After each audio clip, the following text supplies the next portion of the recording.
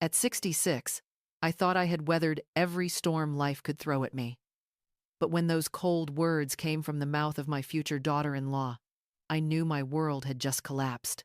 Right there, in the bridal preparation room of a small church in Vermont, she revealed her plan without a hint of shame.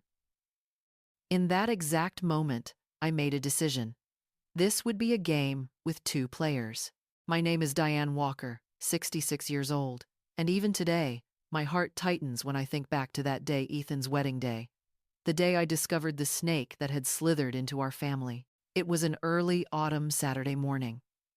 The air crisp, the sky a deep blue, and the maple leaves just starting to turn bright red. Street. Mary's church was beautifully decorated with white lilies and green leaves, just as Rebecca, the bride-to-be, had requested. Everything was flawless, elegant, like everything she touched. I arrived at 7 a.m., checking every small detail. The flowers at the entrance were perfectly arranged, the ribbons tied neatly on each pew, and the altar was overflowing with fresh blooms. I didn't care about the cost. This was my son's big day. My only child, whom I had raised alone for nearly 2 decades after David, my husband, died in a car accident. Ethan was 15 when his father passed. I still remember those first months, how he tried to be strong, comforting me when he was the one who needed comfort most. I worked day and night to keep our small lakeside inn by Lake Champlain running, just so he could have a decent life and study hospitality management at a top university in Boston. Every sacrifice had been worth it. The pride in his eyes at graduation, the day he became my business partner, and the man of integrity his father would have been proud of. And now, at 33, Ethan was about to marry Rebecca Carter, a 30-year-old financial consultant he had met at a travel conference in New York. I couldn't deny it. Rebecca was stunning. Golden hair, always perfectly styled, designer dresses, and the confident air of someone used to luxury. She came from a well-off family in Connecticut. Her father owned a chain of supermarkets. Her mother was a doctor. On paper, she was every mother's dream, daughter-in-law. But something about her unsettled me deeply. Maybe it was her smile, the kind that never reached her eyes. Or maybe it was how she asked about our inn with far too much curiosity. How many rooms do you have? What's your average monthly revenue? Do you own any other properties? Questions that sounded polite but made my skin crawl. Ethan, blinded by love, didn't notice. In the 2 years they dated, he changed completely, dressing sharper, talking about expanding the inn, investing, even selling property. Rebecca encouraged him with that same charming smile, always saying, "You deserve something bigger." I warned him to slow down, to strengthen what he already had before chasing more.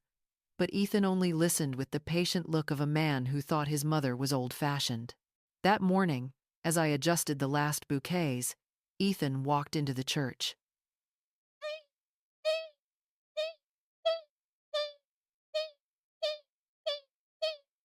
He looked handsome in his navy blue suit, his hair neatly combed, and he wore the radiant smile I hadn't seen in years. He hugged me tightly, and I caught the faint scent of the expensive cologne Rebecca had given him.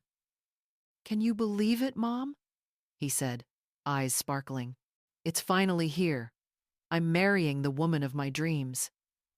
I smiled, straightening his lapel like I used to when he was a boy. "You look wonderful, son. Your father would be so proud." I saw his eyes glisten slightly at the mention of David. He always missed his dad on special days. I placed a hand on his cheek. "He's here with us today, sweetheart." By around 10 a.m., guests began to arrive. Family drove up from Connecticut, polite, impeccably dressed, exuding that quiet kind of wealth. They were kind enough, but I could feel their judgmental glances from my simple dress to the old church curtains. At 11 a.m., Rebecca arrived. She stepped out of a white limousine, wearing a Vera Wang gown that cost more than my car. She was breathtaking, her hair in a perfect bun, her makeup flawless, her smile dazzling under the flashes of the professional photographers she'd hired herself. I approached to greet her, and she gave me a light hug, her voice sweet as honey. "Miss Diane, you look absolutely lovely today." I thanked her, but noticed her eyes only flicked over me, as if she were checking off a social obligation. She seemed tense, constantly checking her phone and whispering to her maid of honor, Chloe, her college best friend. Around 11:30, I went into the dressing room to get Rebecca some water, since she'd said she was thirsty. The priest was outside greeting guests, and I thought it would only take a minute. The room was small and warm, where brides usually adjusted their dresses before walking down the aisle. And that's when I heard it voices. The door was slightly ajar, and I could hear every word. I froze, still holding the glass of water, as I recognized Rebecca's voice, but it wasn't the sweet tone everyone knew. It was cold, calculating, almost cruel. "Chloe, you can't imagine how easy this has been."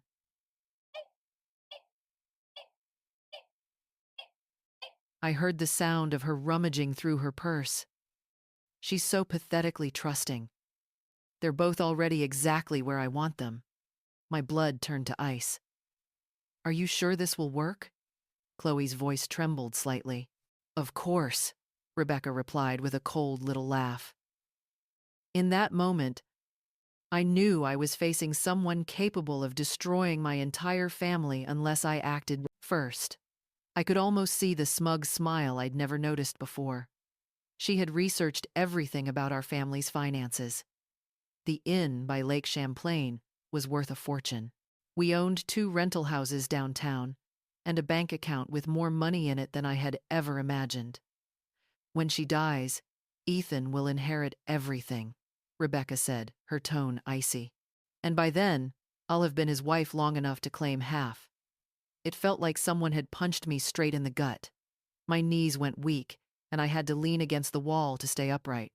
She had studied every detail, exactly how much we had, what we owned, how much each property was worth.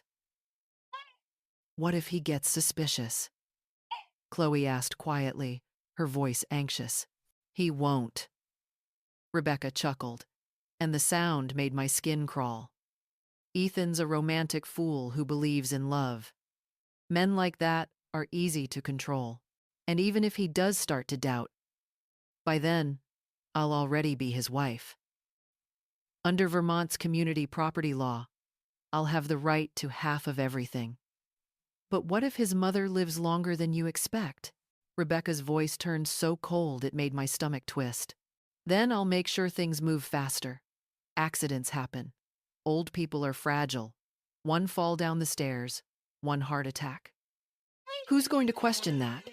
I clenched the glass in my hand so tightly I thought it might shatter. She wasn't just planning to steal our wealth, she was planning to kill me.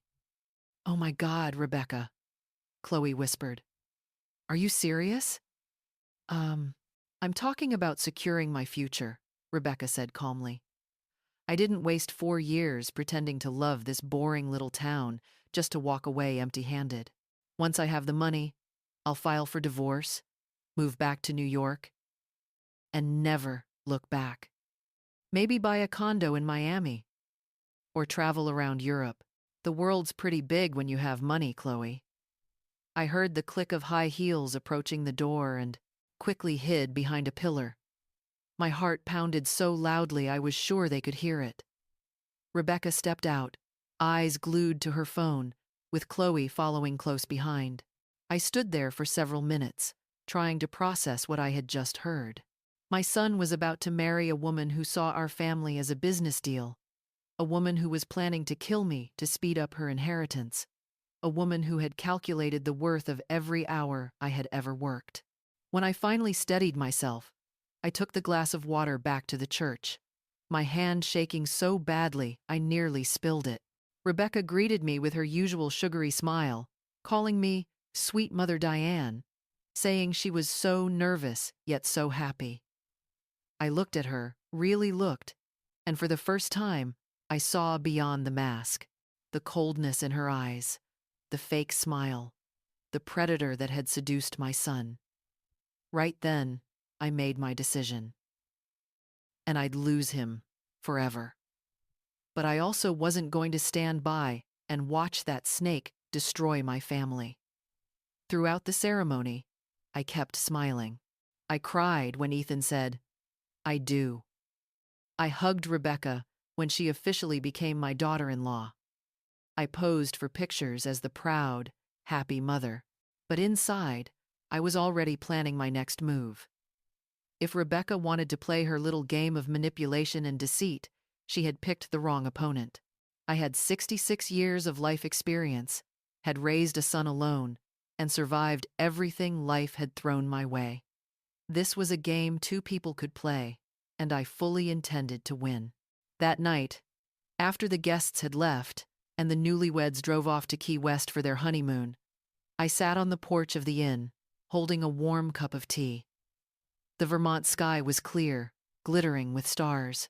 For the first time in years, I felt truly alone, but not defeated. Determined. Rebecca had made a fatal mistake. She had underestimated a mother willing to do whatever it took to protect her child.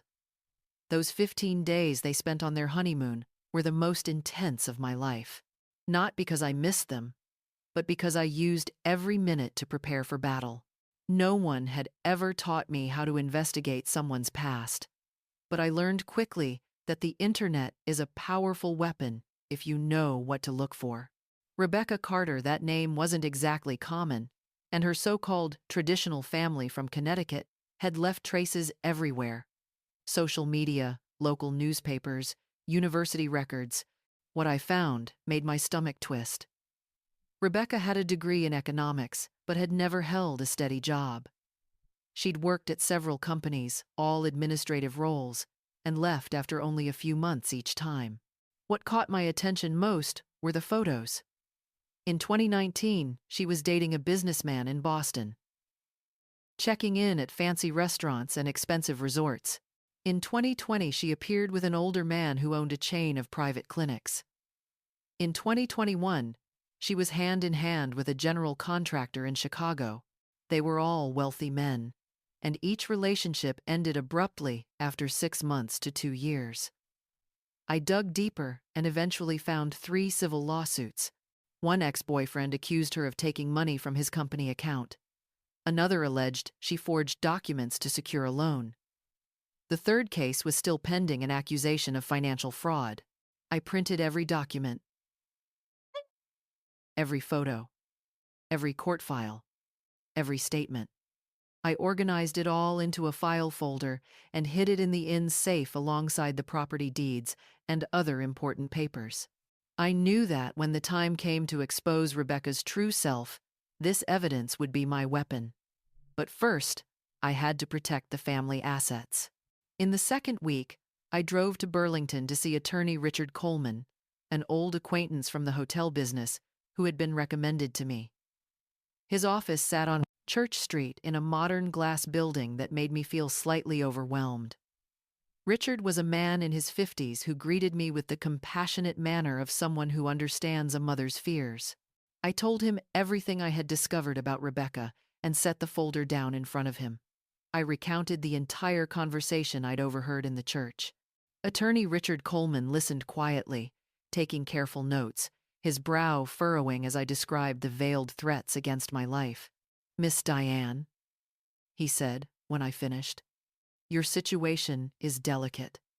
Legally, we can't act on a single conversation you happen to overhear, but we can prepare to protect your family's assets." Richard explained that there are several lawful ways to do this: forming a family asset management company, transferring ownership of the inn and properties to an entity, or changing Ethan and Rebecca's marital property regime through a post-nuptial agreement. But everything would need to be done extremely discreetly so Rebecca wouldn't become suspicious. "Ideally, your son would agree to sign these changes," Richard said, "but I suspect that won't be easy." I nodded. Ethan was blinded by love. He would never believe his perfect wife had ulterior motives. Then we'll do it another way, Richard proposed. We'll create a situation that causes her to reveal herself. My plan began there.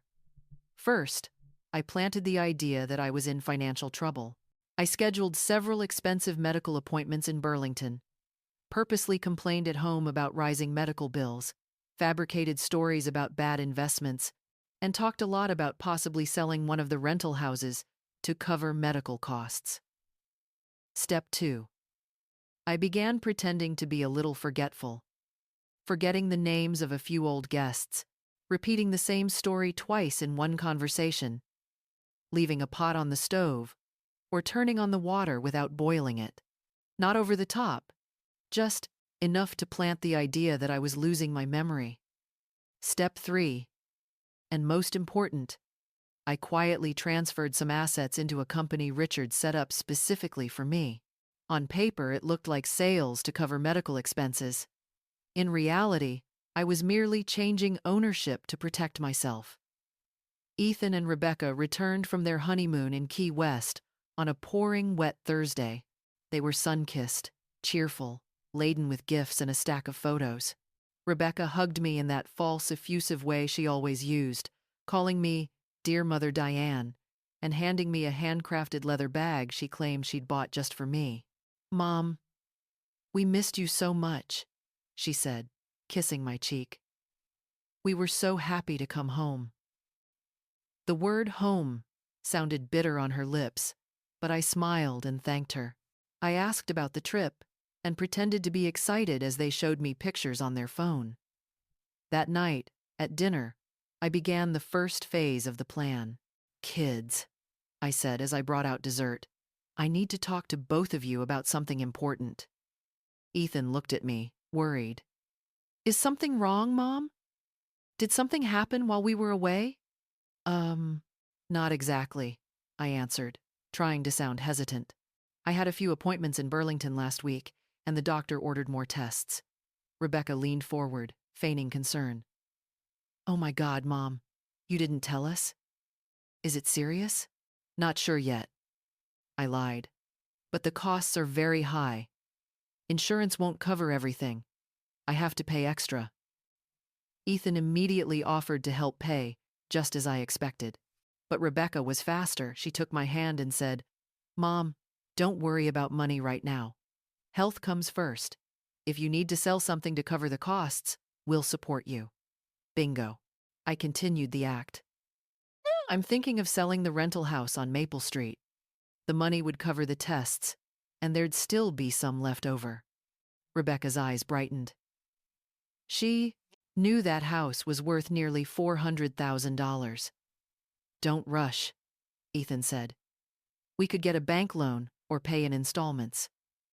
"No, sweetheart," I answered firmly. "I don't want to be in debt at my age. I'd rather sell the house and be done with it." Rebecca nodded vigorously.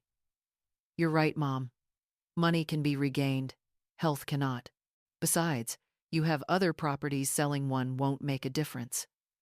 Over the following weeks, I kept feeding the rumor that I was in financial trouble. I complained about the electricity bill, said we might have to let a housekeeper go, and mentioned a supposedly bad investment. It was all theater, but Rebecca soaked up every word like a sponge. She started offering to help run the inn. "Mom, I studied finance. I can look at the books and see if there are any needless expenses to cut." I always declined politely, saying the accountant handled everything and I didn't want to bother her, but I could see the frustration in her eyes when she was brushed off. Then, she changed tactics. One November morning, while I was watering the hydrangeas, Rebecca came over wearing a pale blue dress that brought out her eyes, her face showing a practiced hesitation. "Mom Diane," she began. The question surprised me a little, though I had suspected it might come. "A will?" I repeated, feigning surprise. "I just thought, with your recent health issues, maybe you should get things in order so it's less trouble for Ethan later." "So it's less trouble for Ethan and for you too, right?" Rebecca smiled slightly, then continued in a soft voice. You have a fair amount of assets, so it would be good to have a will in place. I can recommend a very good lawyer, a family friend. He could come here so you don't have to travel. How thoughtful of you, I replied. But I already have a trusted attorney in Burlington, Richard, who's handled the inn's paperwork for years. I noticed a flash of disappointment cross Rebecca's face, but she quickly hid it. Oh, I see. That's good then. I'm glad you have someone you trust, she said, sounding casual. But don't wait too long, you never know what might happen. That line sounded like a threat wrapped in concern. That afternoon, I called attorney Richard Coleman and told him everything I'd just heard from Rebecca. He chuckled softly over the phone. She's anxious, he said.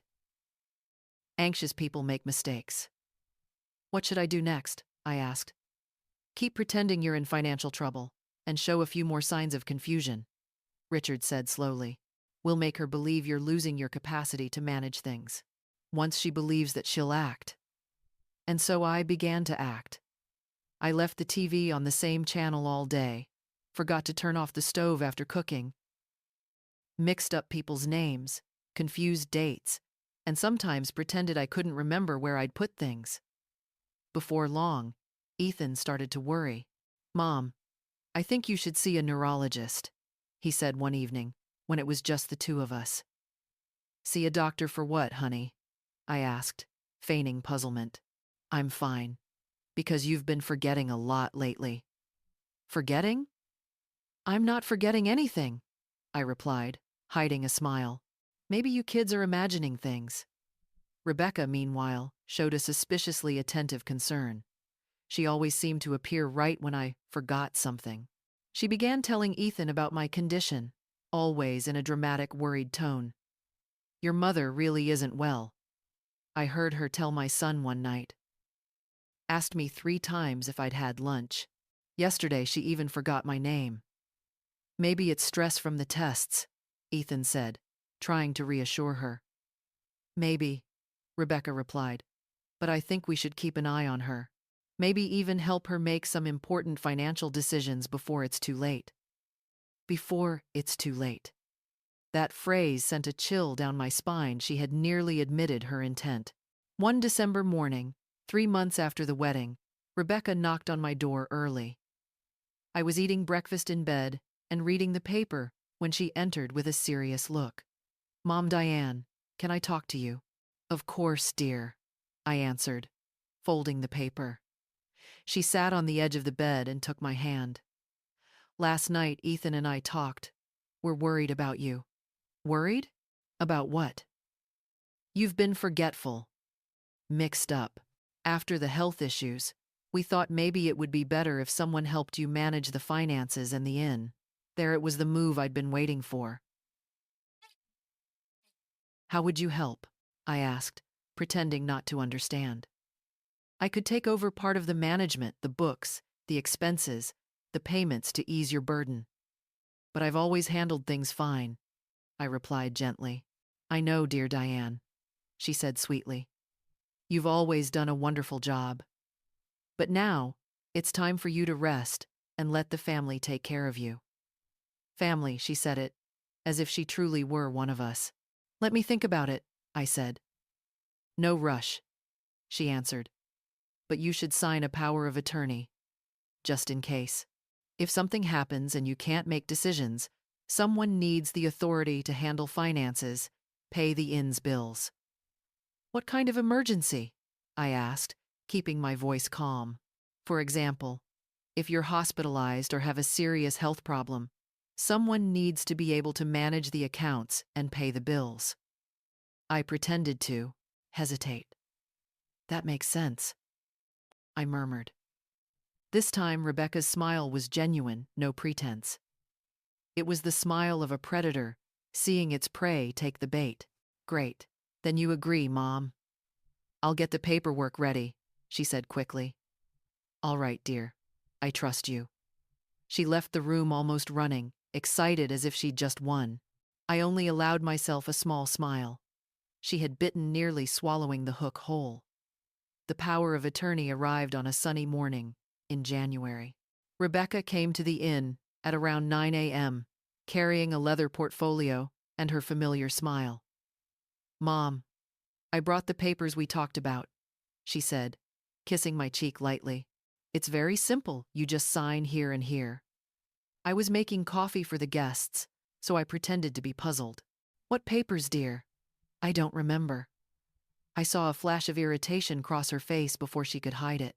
That simple document was anything, but it granted her full authority to sell, buy, transfer money, and make any financial decision. A blank check in every sense.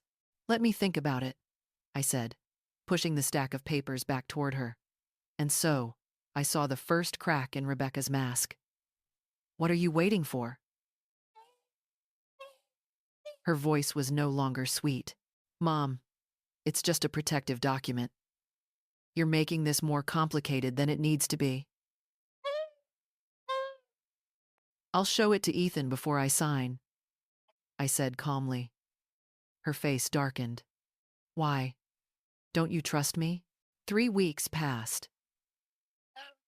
Rebecca kept bringing up the power of attorney, each time less subtle and more impatient.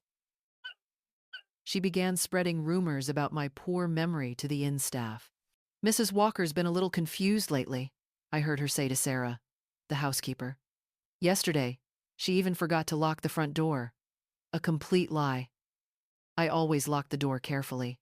The breaking point came on a Friday. Rebecca burst into my office without knocking and found me pretending to fumble with the computer. "Mom Diane," she said. There was no sweetness in her voice.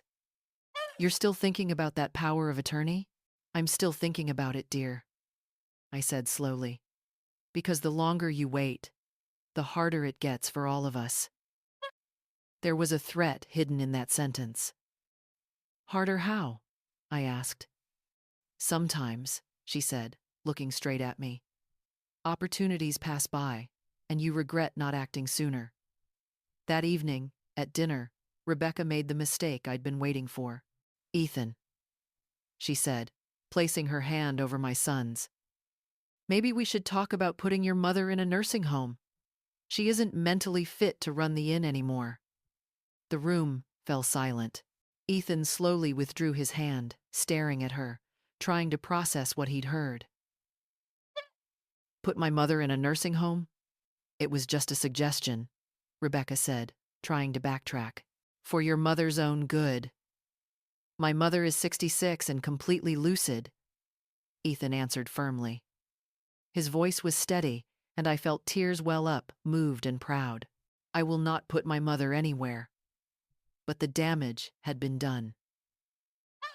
For the first time, Ethan had seen a glimpse of Rebecca's true self. After dinner, when she went upstairs, Ethan stayed in the kitchen with me.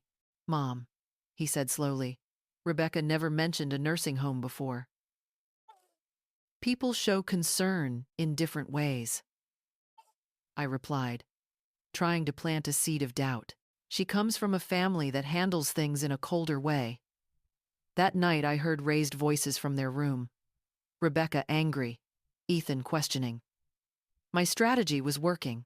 In the days that followed, the atmosphere in the house changed completely.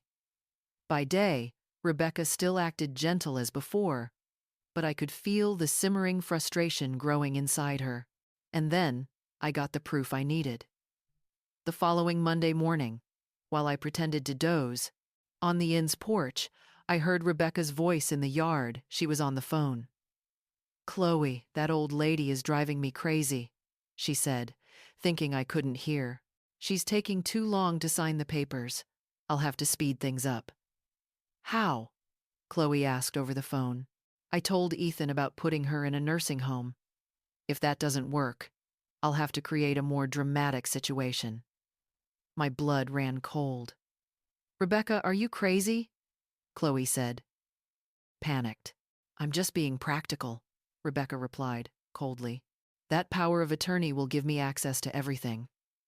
But if she resists, I'll find another way." I heard footsteps approaching and pretended to sleep. Rebecca walked past me, but before she went in, she bent down and whispered, low and sweet and terrifying. Accidents happen, Mother Diane, especially with stubborn people. That afternoon, I called Richard Coleman and told him everything. She's getting desperate, he said calmly. It's time to speed up our plan. What should I do? I asked. Tomorrow you'll have an accident. Not serious, just enough to land you in the hospital for some tests. When you come back, act truly confused. We'll force her to show herself. That night, for the first time since discovering Rebecca's plot, I was truly afraid. Not only of losing our assets, of losing my life. She was not only a con artist, she was a psychopath willing to do anything to get what she wanted. But I had come too far to stop. The next morning, I slipped on the inn stairs in front of 3 guests. The fall was carefully staged enough to put me in the hospital and bring me home with a bandaged arm and a doctor's note recommending complete rest. Rebecca was waiting when I returned, her face the picture of fake concern. "Oh my God, Mother Diane. What happened?" "I don't remember clearly," I mumbled, feigning confusion. Maybe I tripped or slipped. I saw her eyes light up. At last, Rebecca had the excuse she needed. "Ethan," she said as my son walked in, "your mother can't be alone anymore. You saw what just happened. It was just an accident, Rebecca. Today, it's an accident. What about tomorrow?" She cut in, her voice icy. "Maybe it's time we start making some tough decisions." Ethan looked at me, then at his wife, and I could see it in his eyes. He was beginning to realize the woman beside him wasn't who he thought she was. The trap was nearly closed. And then, one April morning, everything changed. I was watering the hydrangeas when I heard shouting from inside the inn, furious screams that made me drop the hose and run in. Rebecca was yelling at Sarah, our longest-serving housekeeper. Sarah stood in the lobby, clutching a dirty towel, her face pale with fear. Rebecca's face was red with anger, her fingers stabbing the air. "You're completely useless!" she screamed. "Who gave you permission to walk into my room without knocking?" "I'm sorry, Miss Rebecca," Sarah stammered. "I just came to replace the towels like I do every day. You never complained before." "Well, I'm complaining now," Rebecca shouted, stepping right up to Sarah's face. "You're just a stupid maid who doesn't know her place." My blood boiled. Sarah had worked with me for 15 years. She was like family. No one had the right to speak to her like that. "Rebecca," I said, trying to stay calm. "What's going on here?" She turned to me, still seething but forcing composure. "Your employee entered our private room without permission and saw some personal things." "Sarah always cleans at this hour," I said. "It's been the schedule for years." "Well, that schedule changes now," Rebecca shouted. "And if that little maid dares to mention anything she saw, she'll regret it." Rebecca's threat was chillingly clear.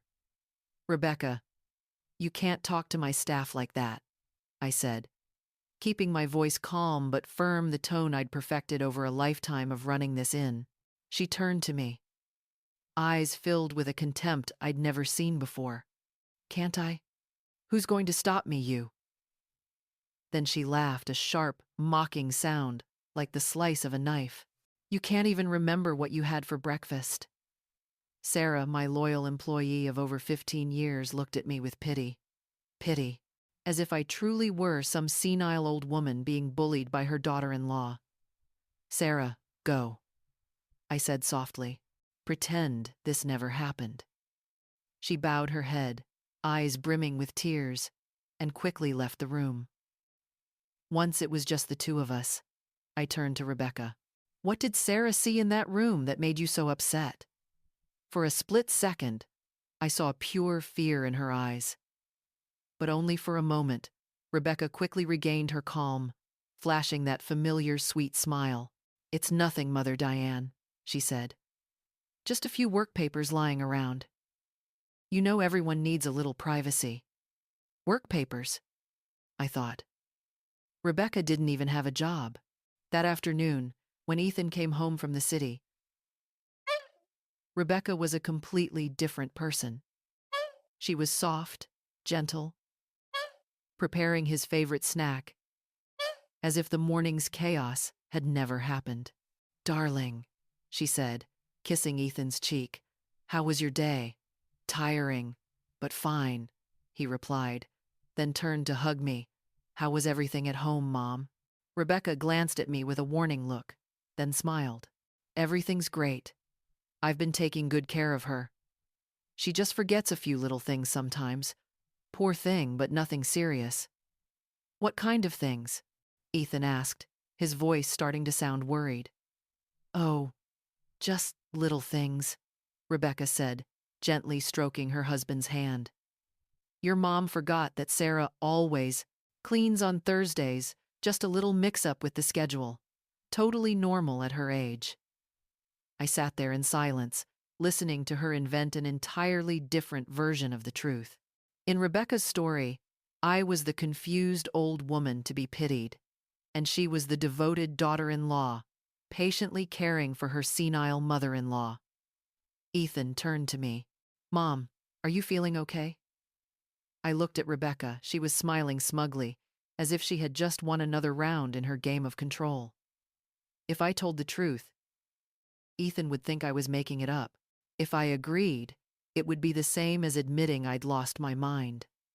"I'm fine, sweetheart," I said softly, "just a little tired." In the days that followed, Rebecca took her psychological game to the next level. She started moving my things around, then asking, "Mom, where did you put it?" She'd change appointments, then claim I'd mixed up the days. She'd adjust the thermostat, then insist I was having temperature swings. Everything she did was intentional, and worse, she always did it in front of Ethan. "Ethan, your mom misplaced the office keys again," she said, in a pitying tone. "I found them in the refrigerator. Of course, she was the one who put them there. But how could I prove it?" "She needs to see a doctor, honey," Rebecca continued. "These little episodes are happening more and more often." That's when I realized Rebecca no longer just wanted me to sign the power of attorney. She wanted to make me look truly insane. The breaking point came on a Friday evening. I had prepared a special dinner to welcome Ethan's old friends, people we hadn't seen in years. I spent all day cooking, cleaning, and setting the table with care. When the guests arrived, Rebecca came down the stairs in an elegant, expensive dress, completely out of place for a cozy family gathering.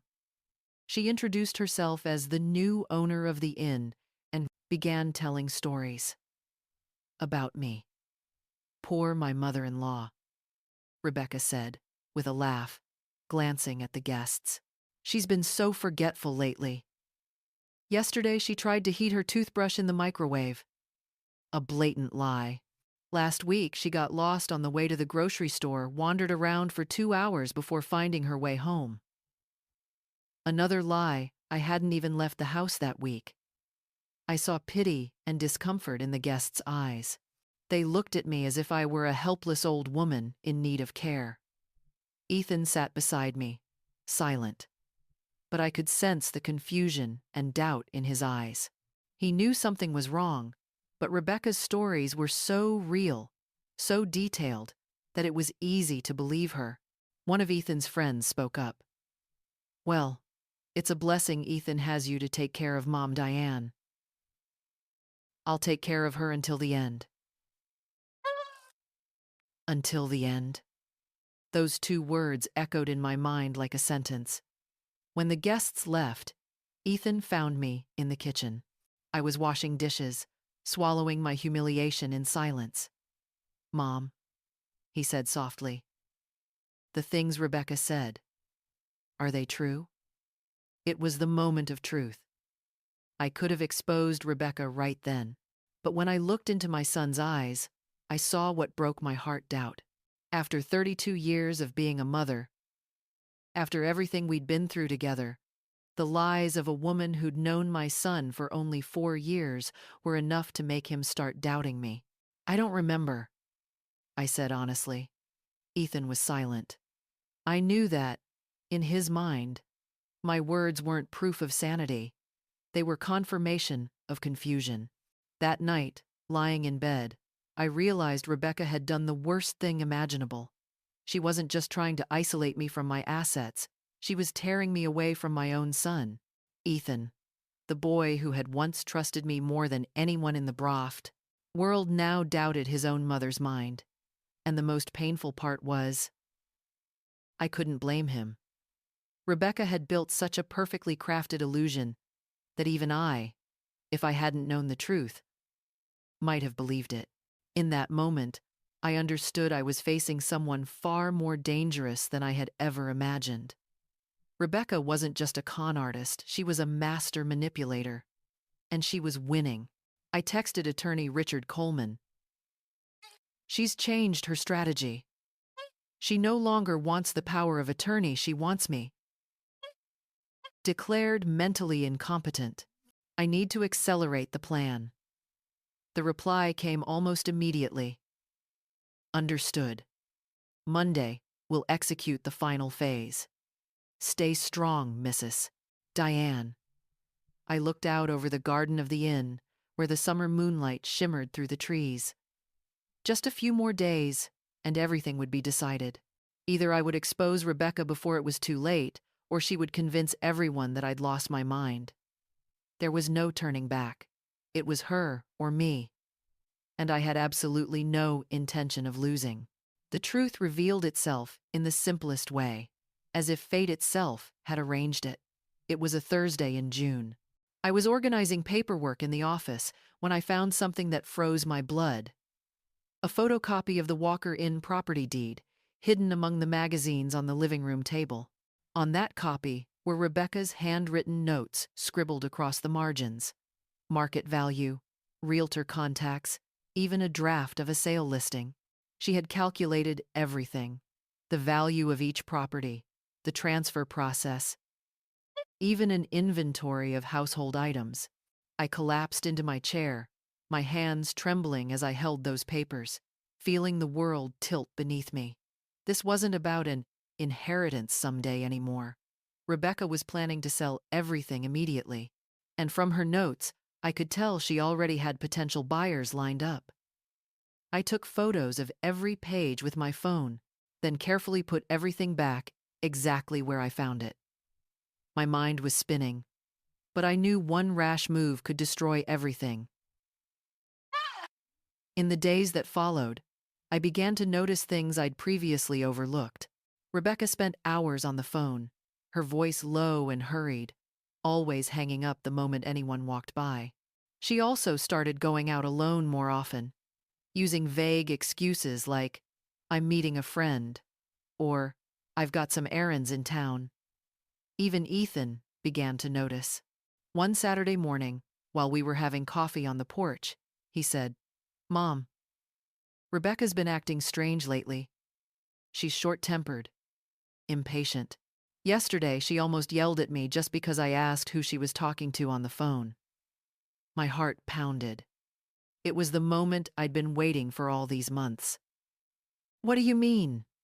Strange. What? I asked, pretending to sound casual. I don't know, Ethan said, his gaze distant. It's like she's hiding something. She even asked how much property you own, where the deeds are, and what everything's worth. Why would she want to know that? I asked evenly. She said she was just curious, wanted to understand the family business, but to me, it felt like she was calculating something. Calculating. Exactly. Ethan was starting to doubt his wife. Everything came crashing down on a Tuesday night. I was making tea in the kitchen when I heard shouting from their room, loud, furious voices. I can't take this anymore, Rebecca screamed. This whole charade is driving me insane. There was a long silence. Then her voice dropped, still full of anger. I'm tired of having to put up with your mother. I'm tired of pretending to care about her, about this stupid inn, about this boring life. My blood froze in my veins. Ethan was hearing her true self. And the best part was, I didn't have to do a thing. Are you serious?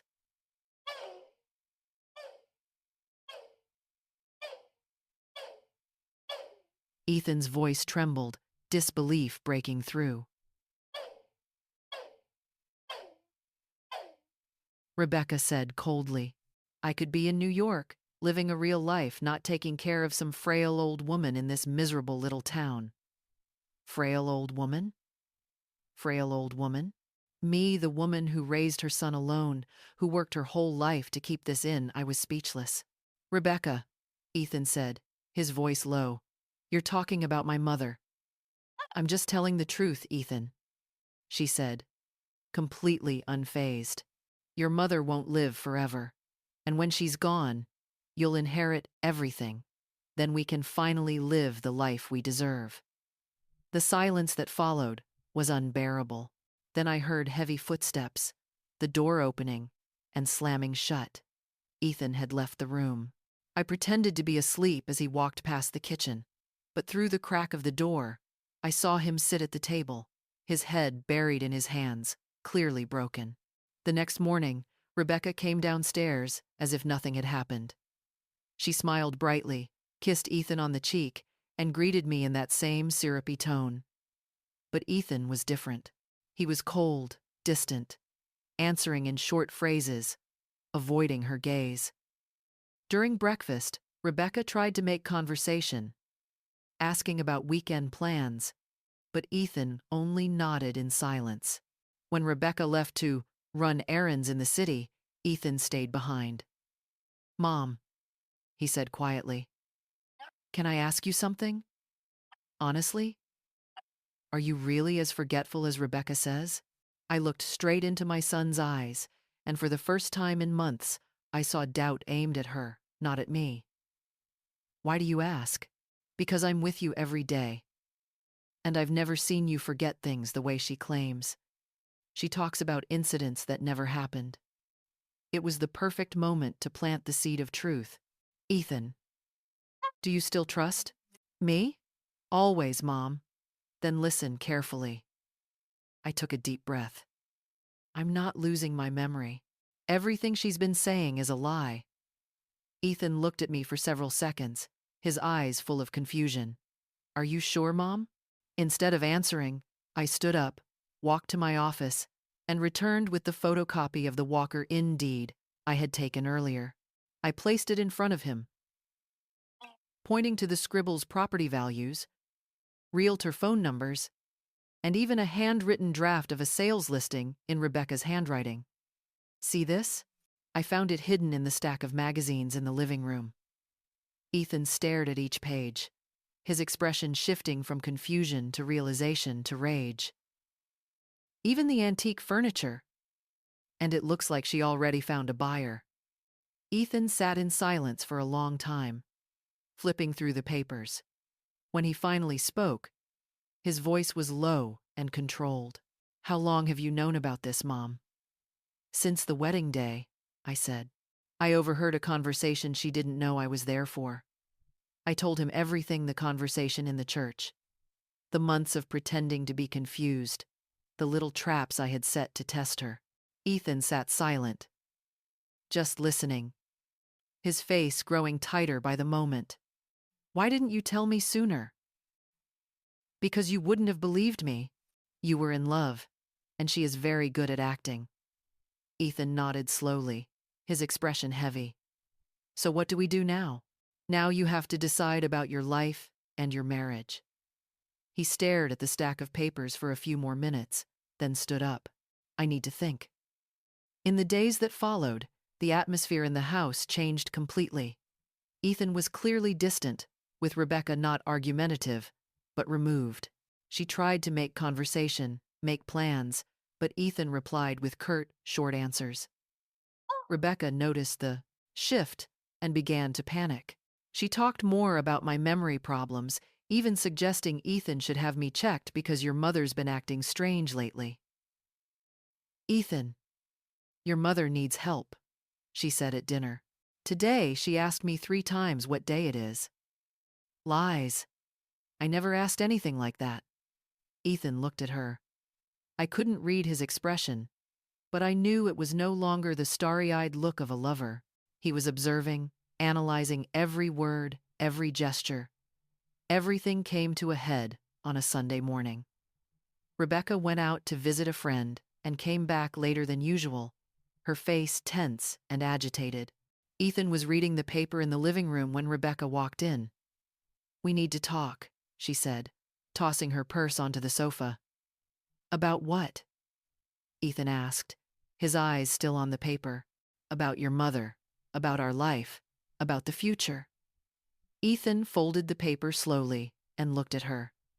"What future? Ethan, your mother isn't well. It's obvious. She needs specialized care." "Specialized care?" "Yes, a nursing home with doctors and nurses on call 24/7.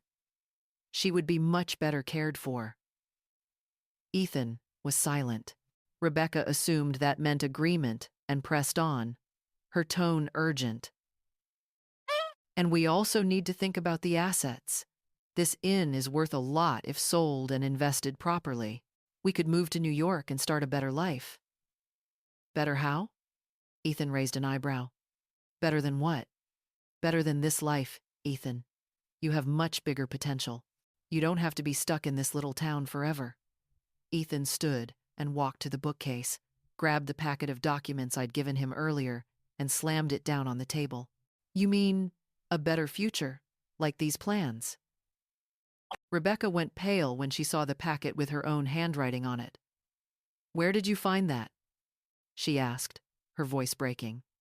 "Hidden in the pile of magazines with your realtor's phone number," Ethan replied, his gaze icy.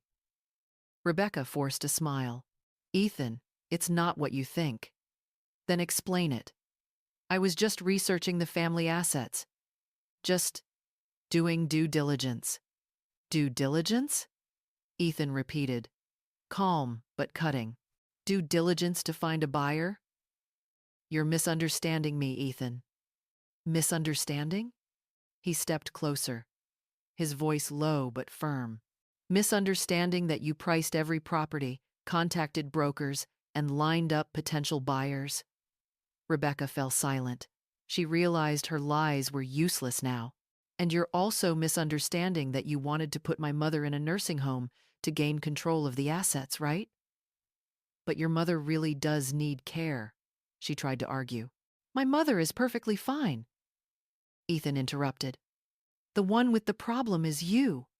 His voice was firm, resolute.